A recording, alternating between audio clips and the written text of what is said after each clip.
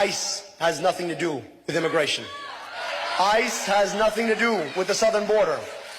ICE is about normalizing paramilitary force on our streets. ICE is about weaponizing the idea of immigration against the Constitution itself. ICE cannot be reformed. ICE cannot be retrained. ICE has to be abolished. And I think we owe it to the American public to have a fulsome investigation of all the laws that were broken. And a fulsome understanding of why they were broken. And anyone who broke the law ought to be held accountable to the law. Because the law of this land is the Constitution, and you will not rip up the Constitution over immigration. Okay, so this is Dr. Abdul El-Sayed, and he is running for senator in Michigan, and his signature issue is abolishing ICE. So let me just address this quickly.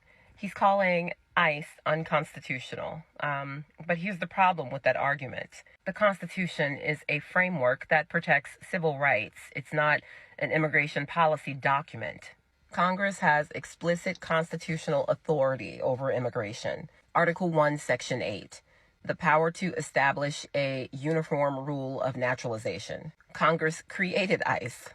Congress passed the laws that ICE enforces.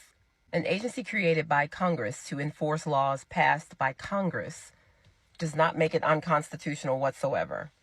That is magical, warped thinking. That is how constitutional government works by definition. And calling federal law enforcement because you disagree with the policy that it enforces some type of constitutional issue, I mean, it makes it a talking point. He's a politician, right? That's what he's going to say to his voters so that they can believe that he can do something about it. Furthermore, every country has a right to have its borders respected.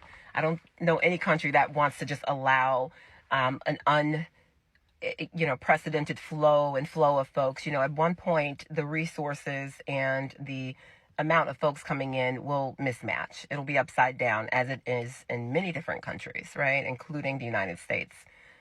Why can't we enforce our border control? Why can't we protect our resources and our lands? Why can't we do that? How's that unconstitutional? Conflating statutory, immigration policy with constitutional civil rights is not a legal argument. I mean, it is a campaign speech. That's all it is. And people keep falling for it. It is what it is. It's federal law enforcement operating under, court orders and warrants and, statutory authority. And what is Sayed anyways? I think he's an Egyptian American running for Senate.